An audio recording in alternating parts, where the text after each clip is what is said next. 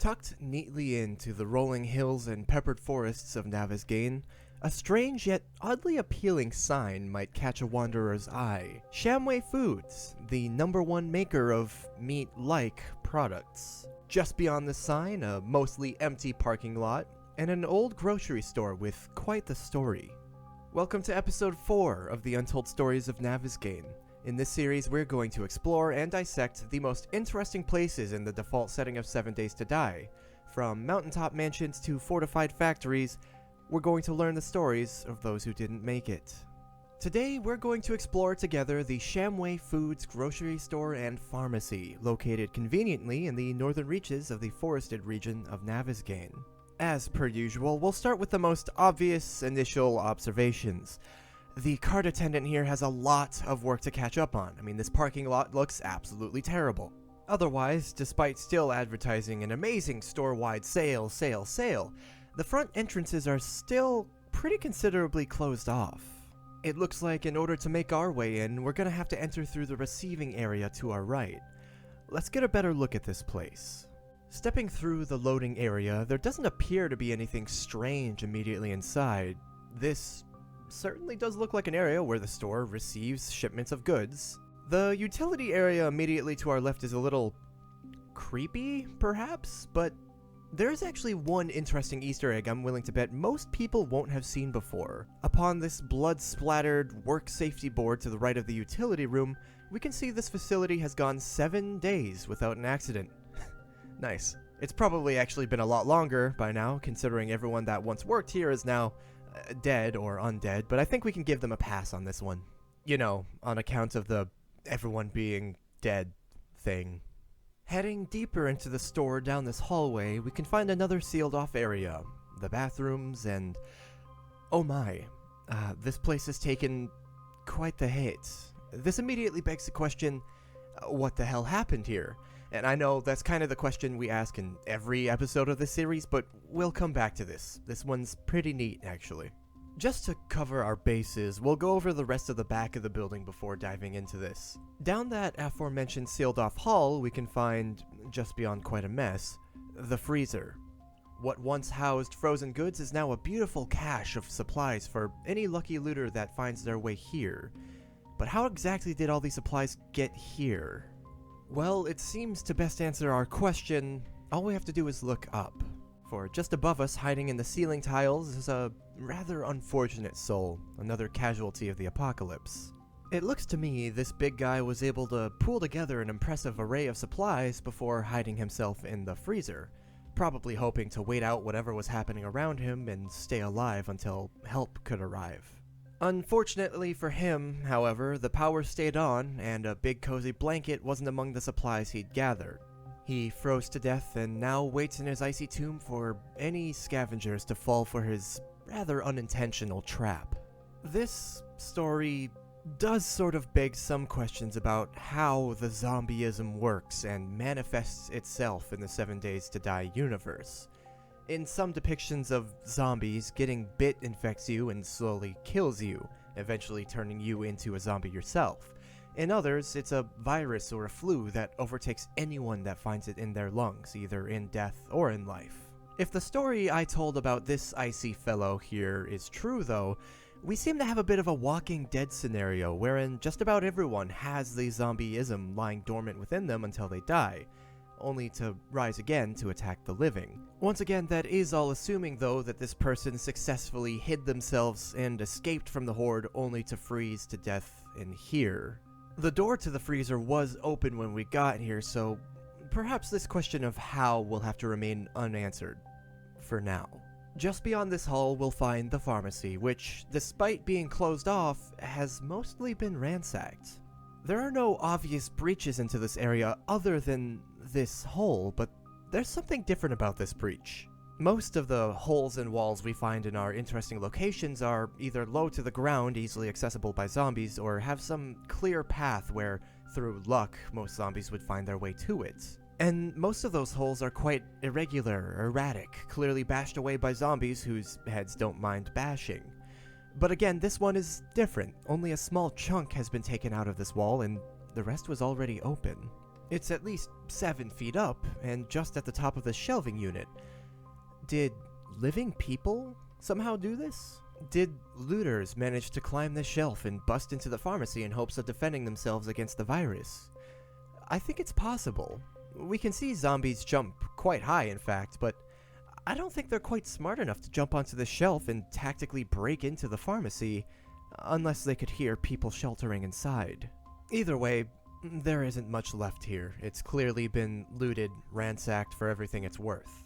Toward the front of the store, we can find a coffee shop, a bakery, and a deli, each tied together by a small freezer and kitchen. At the other end of the front of the store, an employee's lounge, complete with a couch, kitchenette, and those who didn't know where else to hide. Just beyond the employee's lounge, though, the last interesting spot in this store before we get to the meat of what we're here for: the office. First, and possibly most important, a floating double-corner TV setup? Nice. Second, though, this may be a bit of a stretch, but the positioning of this gun safe is very odd. It's very clearly been pulled out, moved from wherever it usually lived. This leads me to believe the owner of whatever is stored inside it wasn't the one that tried to empty it. Looters or panicked, desperate people more likely found it while escaping the horde and did what they could to open it, unsuccessfully. Speaking of looters, boy do we have a good view of them from up here. Well, maybe not the looters themselves, but certainly their handiwork. All that's left in here are the dregs, things that not even people desperate to survive would bother taking. Rotten produce, scraps of dirty cloth, sport drink, ugh. Essentially, anything of any reasonable use in a zombie apocalypse is gone. Long gone. With that being said, there's only one thing left to discuss, and boy are we gonna discuss it. What the hell caused this massive crater in the center of the store? Well, there are a few possibilities, but one of them is actually easier to rule out than you'd expect. My first thought was, well, a lot of Navezgane has been bombed to all hell. Perhaps a stray shell of some kind found its way here. Possible, but unlikely, as it seems quite clear our culprit lies right at the center of the crater. This rock. Standing where it's landed, it's just about at the center of the damage caused to the building. An aerial view only further confirms it. This was no mortar or missile. This was a meteorite. And an impressive little meteorite it is. Most meteors about the size of a car burn up in the atmosphere entirely, never to even touch the Earth's surface. Given this is a chunk of iron, we can actually estimate about how much damage it would have done and confirm or deny whether or not it was in fact a meteorite that happened to impact this store. Now, this is a solid chunk of iron. We know this as we can mine it for, you guessed it, iron. Knowing this, we can get a little science-y, and feel free to debate my math here. It's not my strong suit, and my measurements are extremely imprecise given the limitations of the game. But I'm gonna ballpark this as, let's say, between 2 and 3 cubic feet of iron. In terms of the size of meteors, this is a negligible difference. If we do assume that volume, we're looking at about, 1,200 pounds of iron here. Which actually says a lot about how goddamn strong our characters are when hauling so much iron around, or about how inefficiently they mine it. Anyway, the closest thing I could find to a recorded impact of about this size was the, I'm gonna butcher the pronunciation here, Chelyabinsk meteor, which entered Earth's atmosphere over Russia and was captured by all kinds of cameras in 2013. The meteor itself was actually quite a bit larger, but a fragment of it weighing about 1,400 pounds was actually captured, landing in a body of water in this security camera video.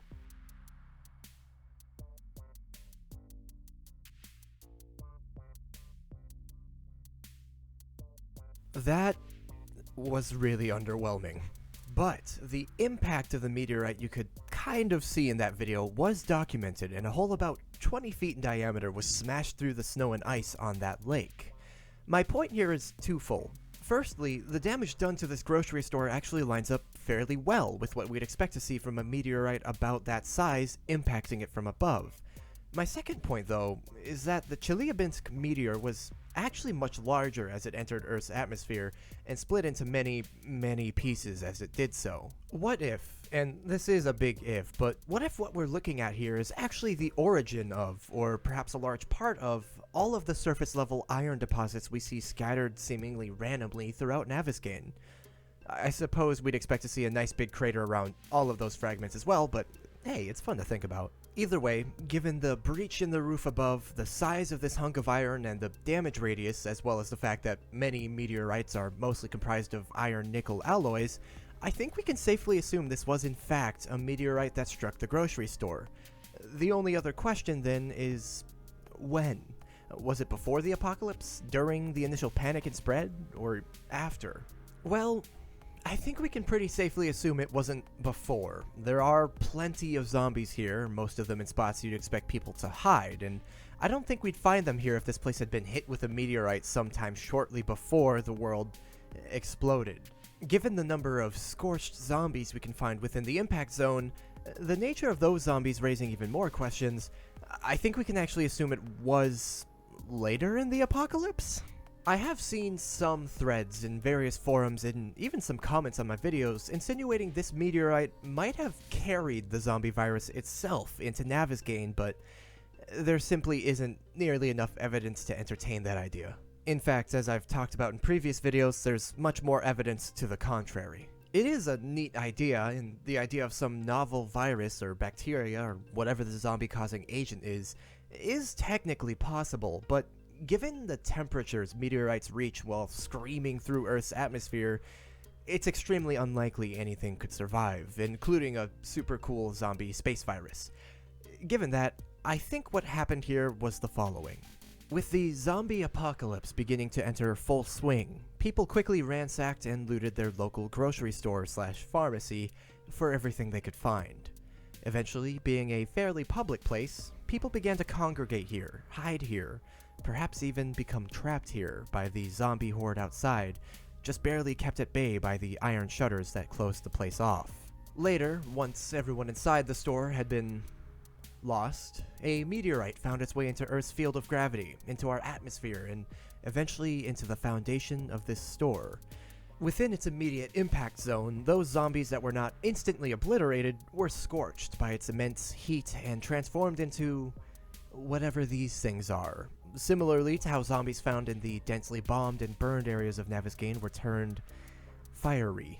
And now, our little Navezgane meteorite lies dormant. No excited scientists to examine it, no poor general manager of the store to figure out how to handle it, just the company of those who didn't make it. Until next time, thanks for watching.